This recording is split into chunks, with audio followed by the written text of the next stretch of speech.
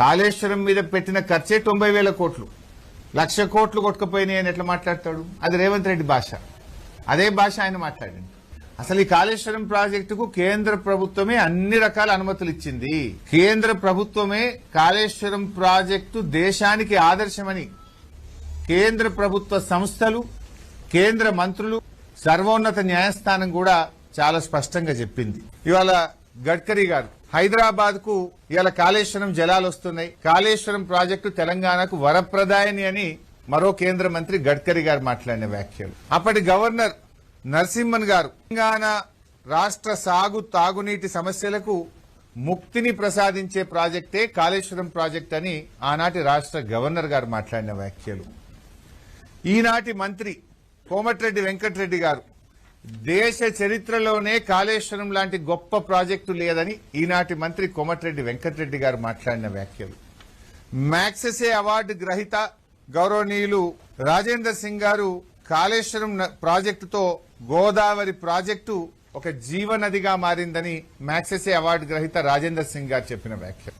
అదేవిధంగా CWC chairman, central water commission chairman Masood Hussain గారు దేశములో ఎక్కడి లేని విధంగా కాళేశ్వరం పనులు జరుగుతూ ఉన్నాయి, ప్రాజెక్టు డిజైను పనుల ప్రణాళికలు చాలా బాగున్నాయని ఆనాటి సిడబ్ల్యూసి చైర్మన్ మసూద్ హుసేన్ గారు ఈ ప్రాజెక్టుకి ఇచ్చిన కితాబ్.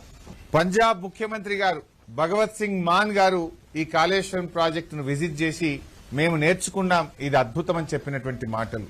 అమెరికాలోని సొసైటీ ఆఫ్ సివిల్ ఇంజనీర్స్ వారు కాళేశ్వరం ప్రాజెక్టుకు అవార్డు ఇచ్చి ఈ ప్రాజెక్టు పట్ల కితాబునిచ్చినటువంటి మాటలు. సర్వోన్నత న్యాయస్థానం, సుప్రీంకోర్టుకు న్యాయమూర్తులు కూడా కాళేశ్వరం ప్రాజెక్టును ప్రశంసిస్తూ మాట్లాడినటువంటి వ్యాఖ్యలు. ఇట్లా ఎన్నెన్నో ఉన్నాయి. అవి కాదు, నిన్నగాక మొన్న economic survey of India, Bharat సర్కార్, ఇది నాది కాదు, కేంద్ర ప్రభుత్వం, భారత్ సర్కార్, కేంద్ర ప్రభుత్వం ఇదే పార్లమెంట్ సమావేశాల్లో పార్లమెంట్ లో టేబుల్ చేసిన ఎకనామిక్ సర్వే రిపోర్ట్ ఇది. ఈ రిపోర్ట్ లో ఏం చెప్పారో కూడా నేను చదివి వినిపిస్తాను. This is a full report. ఇందులో page number 231. In Telangana the cultivated area which stood at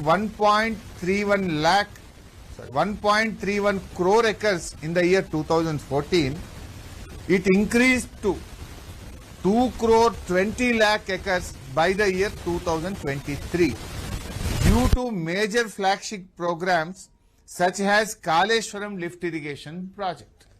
ఇది నేను చెప్పలే, కేంద్ర ప్రభుత్వం పార్లమెంట్ లో పెట్టిన ఎకనామిక్ సర్వే పుస్తకం.